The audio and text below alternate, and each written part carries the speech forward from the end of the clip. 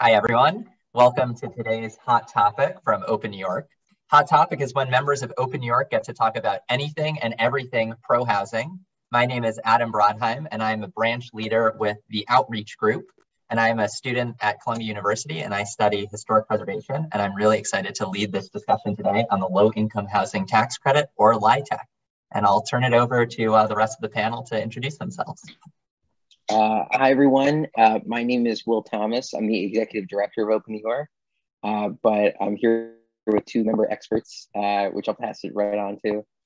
My name is Douglas Hanau. I'm a affordable housing manager for a large nonprofit in New York City. I am also a proud and longtime member of Open New York, and I'm very excited to talk about this topic. Hi, I'm Ben Wetzler. I'm one of the co-leaders of Open New York's electoral branch, which does, a lot of our kind of political and campaign outreach, supporting pro-housing candidates. And I've been working in affordable housing policy for a number of years now in my kind of day job, and excited to talk today. Fantastic. Well, I'll start us off with an easy one, or hopefully easy. What exactly is the Low-Income Housing Tax Credit, or LIHTC?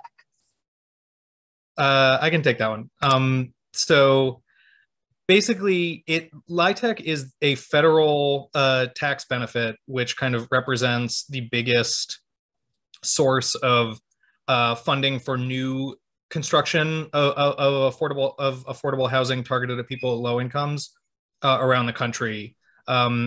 And it, generally speaking, is constructed by private entities. I think it's always constructed by private entities, but they can be nonprofits. Some of them are for-profits, subject to federal rules. And then as a result of this, they're able to kind of bring in a bank as a limited partner in their real estate investment, and the bank can claim a pretty large federal corporate tax credit. So that kind of generates the equity that goes into the project. It's kind of directed by the state or local housing departments. They get to kind of decide which nonprofits get to claim, which nonprofits get to claim it for which projects, and then they kind of, it's called syndicating. They syndicate it to their partners in the bank. This is the federal government gives a bunch of money to states, essentially, and then the states get to decide, okay, this developer gets to build this building and use, this tax credit. And then the banks are involved just because, since it's a tax credit, the banks are the ones who take the tax credit, and in exchange, they give money to the developer to build the building. Yeah, they're making an investment. Oh, sorry, Doug. Sorry. So it's really instead of the federal government giving direct dollars to the developer, they give a benefit to a bank, and the bank gives the money to the developer. And how is this low income? How does this, support people and help affordability? How does that part work versus it just being new housing? So when the state is making the allocations to nonprofits or developers or whoever is building the building, they're subject to they sign a contract with the state, which kind of is a regulatory agreement governing the rents that are going to be in the apartments and the incomes of the people who are going to live there, who are going to rent these apartments. And that kind of is subject to a lot of regulatory, oversight by the federal government. They have rules, and then in a lot of cases, states or local governments will set even stricter rules than the feds set for which projects they want to fund. They generally speaking have a lot of flexibility there. Got it. But there's some number of units, or all of the units are set aside based on your income for 30 years or so, right? Sometimes states will say more, sometimes states will say just 30 years, but that's generally what the agreement is. Yeah, it's a minimum of 30 years. New York has longer than that under certain, I'm not sure of exactly the rules that the New, city. New York City is typically, they ask for 40 years, but some of the units are what they call in perpetuity, which essentially means as long as the building is there. And in New York City, those affordable units go into rent stabilization. So there's an extra layer of affordability protection that other states and municipalities don't necessarily have. So this is a federal program, but it's administered by states or local municipalities, which allows them to tailor it to kind of the specific conditions of that environment. Yeah, and the federal income limits are typically set. This is an acronym that when you get into the space you'll hear a lot. Is the area median income, the AMI, that's set by HUD. The federal rule is that like something like half the building has to be set aside for people making less than 60% of whatever the area median income is. But a lot of states and cities, New York State and New York City included a set, a lower, or they'll kind of tailor. We're going to set aside a certain number of credits for people, for buildings serving people at 30%, a certain number for 40%. They fiddle around with it like that, based on what they think the local need is and what what their kind of policy objectives are. Is this program new? Has it been around for a while? Kind of has it been successful? Why are we talking about it today? It's been around since the 80s, I think. Yeah, the federal legislation was 1986 under the Reagan administration, and the idea was that it was going to be replace direct federal dollars going to city and state. It would be using private money. Yeah. That was the idea. Yeah, and to I mean, at the risk of being on my soapbox for a minute, it is kind of a flaw in the program, but one of the reasons that it's endured so long is that there is this kind of layer of middlemen, of private sector middlemen involved in it, that kind of lobby to continue the program. There are a lot of federal housing programs that existed starting in the 1940s that kind of fell in by the wayside and haven't really gotten the attention from policymakers that they deserve. But this one kind of remains the biggest one and gets a lot of kind of bipartisan support, specifically because it has like this little cottage industry that's built up around it. Which, I mean, that's why we're talking about it, and we're not talking about, any of the other, like HUD 204, 201, or any 202, any of those other like programs where the federal government is like making a huge investment directly in a building. It's because those are smaller than LIHTC because of how the politics worked out. And presumably the fact that it's a tax credit and sits, I believe, in the IRS code kind of protects it from some of the congressional changes that make some of these other programs really challenging to fund and continue. Yeah, I mean, that's sort of it's a little bit of kind of political. I'm trying not to use any swear words, but BS is that when the government loses money in a tax credit, that is more amenable to more conservative people than when the government spends the exact same amount of money on the exact same thing, or in some cases spends even less money on the exact same thing. But that's where we are. And I was looking at I want to say one thing to the benefit, just to be politically kind of neutral. The limited partners or the syndicators or the investors, they in many cases keep a very strong eye on the municipality and the local, typically not-for-profits that are renting the building up, because they assume financial risk. So if you move in a tenant that doesn't meet the income requirements, the investor can lose some of those credits. So they watch believe it or not, they often watch the nonprofit renting the apartments like a hawk and make sure that their paperwork and their compliance and their rent up situation is correct, because they assume risk. I'm just saying, so there's two sides to that. Yeah, Well, I guess to Doug's point, and it's not the best system, but he is correct that it's in this case, the main like enforcement mechanism that really is kind of working with this. The state and local governments that issue the credits do their own kind of like auditing and inspections and those kinds of things to ensure compliance with the regulatory agreement. But the real like way that you crack the thing keeping everyone in line and following their regulatory agreements more than anything else is the risk that the IRS will say, no, you're not in compliance with this. You didn't actually follow the rules that you said you were going to. You're not, you're doing this. And then the bank that fronted the money to build the thing will suddenly get a huge tax bill. And so they do, to Doug's point, they probably pay the most close attention to the actual compliance there than anybody else. Like the benefits of having the cottage industry of middlemen.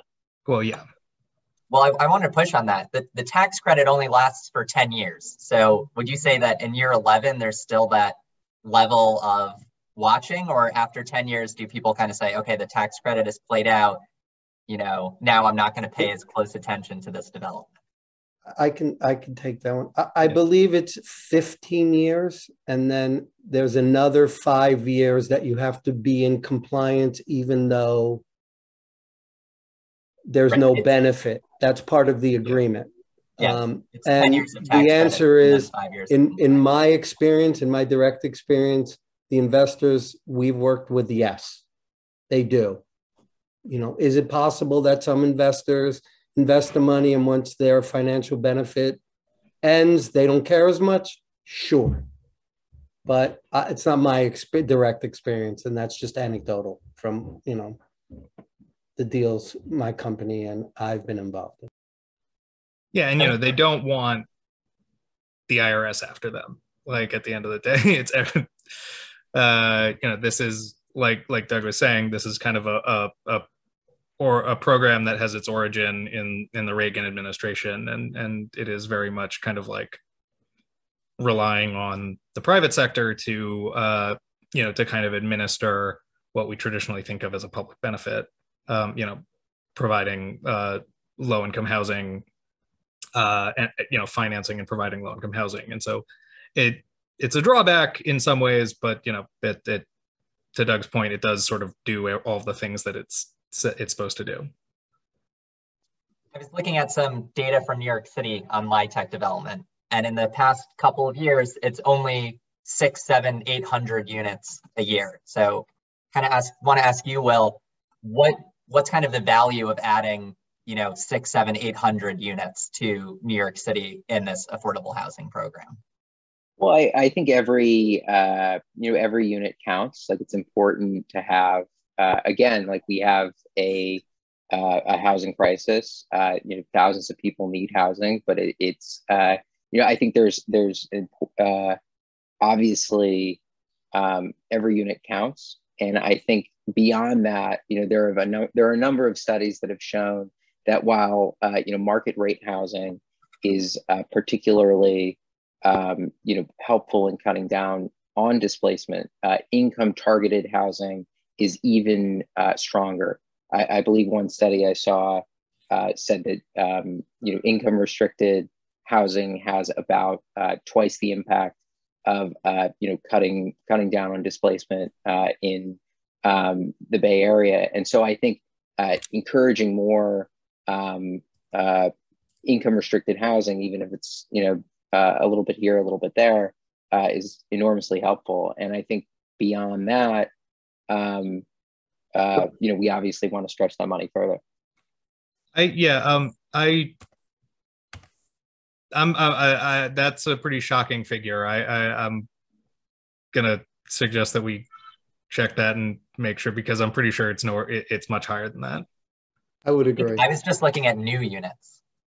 in New York. You're talking just new construction? You're not looking at rehabilitation? New, because I think, I mean, maybe my understanding is that New York City's allocation is somewhere 15 to 20 million per year, which I think nets out to about 1,000 units or so, maybe a little more. I would push back on that. Yeah, I mean, my company does deals bigger than that.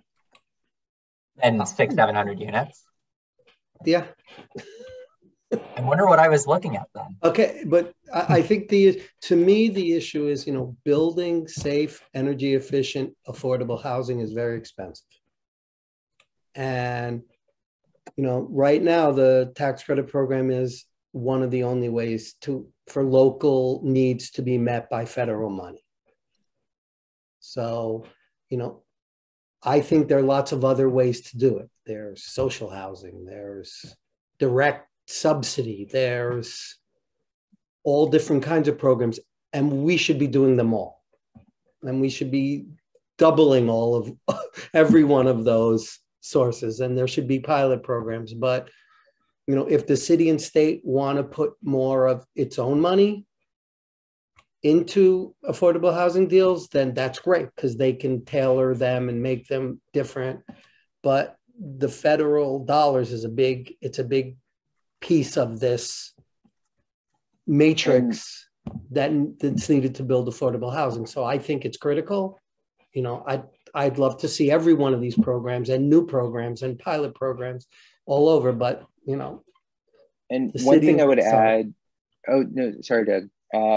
One thing I would add to what you're saying is just that, there are a lot of rules that New York City has, that we could, just make slight changes, and if we have a pot of money from whatever source, we can make it go a lot farther. If we didn't have to, provide parking in every development in Staten Island, or we could use smaller elevators, or use different sorts of materials. There's a lot of building or code, build denser. Yeah. Or build denser. There are a lot of small things that we could do to cut down on construction costs and make a pot of money that we get from something, like these tax credits that could go that much farther. I don't know if you had anything to add there, Ben. Yeah. Well, yeah. And so one thing, oh, sorry.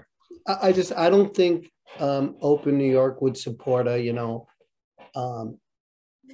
program, only the perfect programs should win out. We're in a crisis and there's not enough housing supply.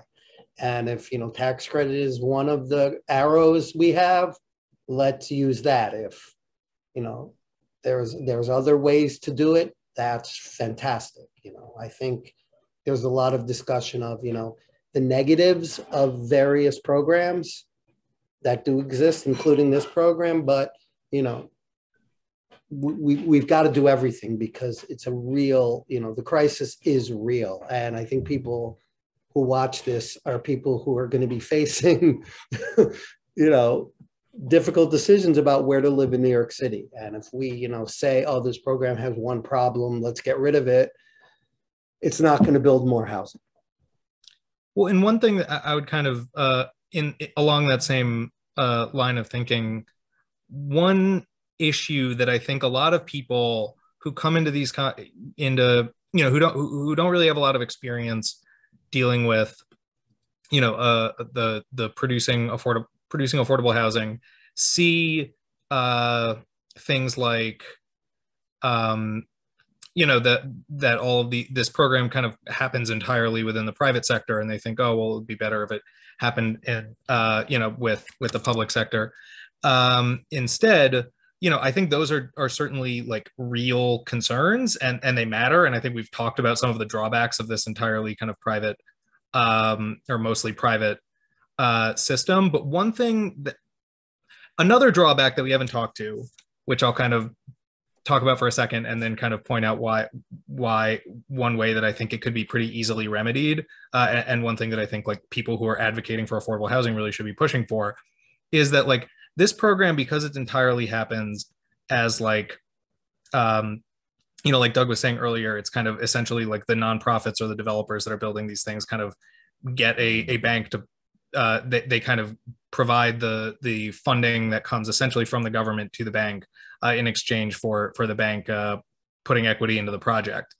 And because of that, there's not really any mechanism for like targeting really, really low income people who like not only can't, who like not only can't afford market rate apartments, but like couldn't even afford the monthly cost of just maintaining their apartment, even if it costs $0. Like I think somewhere it's like on average maintaining an apartment in New York, when you think about the utility, like the electricity and everything, and just like keeping everything like it in a good state of repair and keeping the heat on and everything, comes up to something like $800 a month. And that's a lot for people who are really struggling and at really low incomes. And this program doesn't really do anything for them. And people in a situation like that need ongoing rental assistance, which the federal government can provide through Section 8 or local municipality. There are local programs that essentially kind of replicate what Section 8 does. And like providing more of those would make this program work a lot better without having to like get rid of it, because you'd be able to kind of meet the needs of kind of the people who need low-income housing most, the people who are like really at kind of the 30% AMI, like really extremely low income category of people, without having to, totally upend this system, which to Doug's point is kind of the best thing that we have and is kind of what drives a lot of affordable housing production in New York. So like that really is, I think, kind of like a way to think about this in terms of balancing some of the drawbacks of this kind of like entirely private system. And in many of New York City's 100% affordable projects that use tax credits, there is a set aside for, those who are, they use the term homeless, but we'll say, unhoused families, that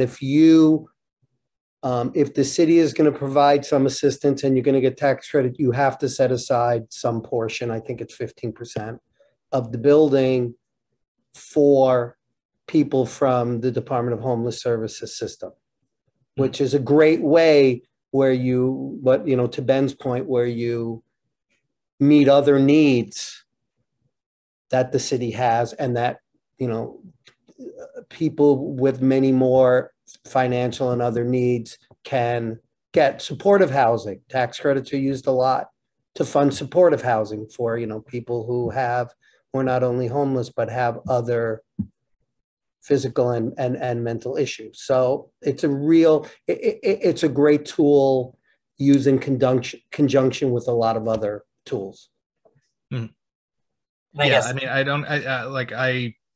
I think it's actually pretty rare, at least in New York City, for, maybe this is a relatively recent thing, but for a kind of a new low-income housing project to affordable housing project financed totally through LIHTC to just be like pure LIHTC. It's typically always in conjunction with a variety of other things, and partly that's just because the needs in the city are more complex than just one kind of tax benefit can provide.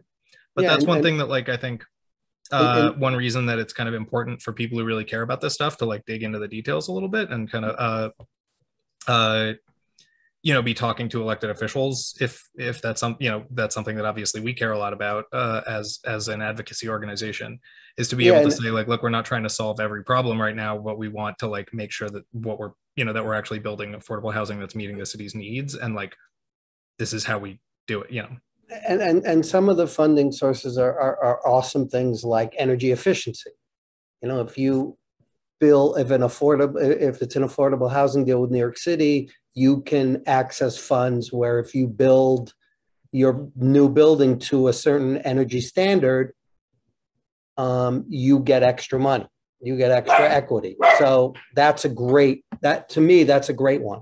There are other ones like that. So you're solving a multitude of problems, climate change, you're working, it's not just, this bunch of private money. It allows you to get into a bunch of other funding sources that have really good benefits attached to them. Yes, I do think sometimes people can get into like one weird trick or like silver bullet kind of thinking, like if we just solve this one problem, we like everything would be better. And I think it is, we should be realistic about like how, if we, all these problems many times are multifaceted, and but we can, to Ben's point, by improving, Section 8, improve how this program works. And if we, improve what we're doing with zoning, we can make this program work even more, even better on top of that. So I think, that's, I think it's a very good point to make, and a much healthier way of looking at this. And from hearing you guys discussing this, what it sounds like is that this is a competitive program, and that there are more good projects that could get funded with this tax credit than there are dollars available for the tax credit. So, if there was more money allocated to the states for this program, that would, there are more good projects that could make use of that. Yeah, and even though, I mean, I don't want to get too into the weird nitty gritty details of how the calculations are done and stuff, but like one thing that gets that advocates have been talking about in Washington, and that there's kind of reform bills that get pushed that come up every year and never really go anywhere. But one thing that that is kind of like a commonly talked about target for reform that would be like very simple, it's really just changing words on a page, but would kind of go a long way, is like right now projects that receive kind of low income housing tax credits by virtue of the fact that they also are getting a tax exempt mortgage from the state or local government, those have to be paid for under kind of federal rules with 50% debt. That's just, someone made up a number and they said 50% of this has to be like tax exempt debt. And that's a pretty big, that doesn't really leave you a lot of wiggle room in terms of coming up with other more creative ways to finance it. Like Doug was saying, like it, with energy efficiency money or more targeted low income supports, or other, kind of pairing it with other services that people who are going to be living in this low income development, or that like the community that the development's going to be built in actually need. Like it's just kind of it's sort of a weird limitation that gets put by the federal government on this, that really makes it difficult for them to for local policymakers and the people who are building these projects to like get creative. And like, we are in kind of a serious housing crisis, and creativity is a benefit in this. Yeah, and to Adam's point, I think in conjunction with things like rezoning high opportunity neighborhoods, tax credits can be used to help make those new denser buildings more affordable. So, if you're rezoning, say, Soho and NoHo, without a federal low-income housing tax credit program and other programs, it's likely there'll be more market rate housing than there will be with a robust tax credit and other subsidy programs. And what I think Open New York wants to see is, yes, rezone, upzone, high opportunity neighborhoods, but within that, maximize the affordable in that mix. And without programs like that, it's much more difficult to do. Yeah, and kind of that actually, maybe at the very beginning, we should have kind of, when you asked, the first question you asked was, what is the low income housing tax credit? Probably should have started off with like a brief explanation of what it's not. And what it's not is like 421A, which gets talked about a lot in political circles, is kind of this property tax abatement for new buildings, which, if you're a tax person, those are two totally different things that are calculated very differently, but, is another tax benefit, which tends to target, where which are in buildings that are mostly market rate, with very little restrictions on the rent. that can be charged, and with, you know, even within like the affordable set aside that's required under that program, the incomes are pretty high. LIHTC is not that. Typically, LIHTC projects are 100% affordable housing, and they tend to target, you know, much, like I said, the baseline federal rule is that it has to be at 60% of the area median income. But New York City sets lower standards than that, you know, and New York State both set lower standards, lower incomes, meaning kind of more affordability than what the federal government actually requires. And so, like, in that sense, I think this is the kind of thing where some of the fears that people have when they hear about like tax benefits for low-income housing projects, or like, you know, changes to the zoning, or any of these things that like help to create more low-income housing in areas that don't have it, they tend to be very suspicious, because they're thinking of these like other types of programs, and like this is one that actually like works a lot better than you know 421A does. And I think the other thing is that when I was first learning about LIHTC, it sounds like it's a program that expires after 30 years, or in New York City, 40 or more years. And the worry would be that all of a sudden those units become market rate.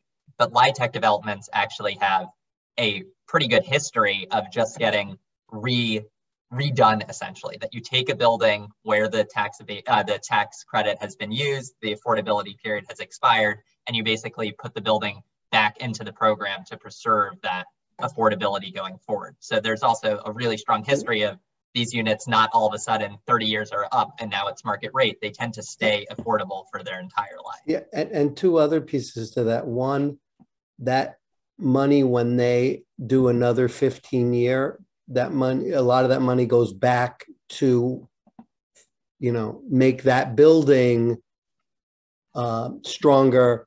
It's reinvested into the building. Maybe it's time for a new roof. Maybe it's time for other changes. And also in New York City, that regulatory agreement in there's a section that in every New York City regulatory agreement for these kind of affordable housing projects that says the units are subject to rent stabilization. Mm-hmm. And it's rent stabilization with a twist, because you're not allowed to do major capital improvement increases like you are in, quote, regular rent stabilization. It's written into those regulatory agreements. So there's another level of preservation that is very particular to New York City. So if that's your one, yeah.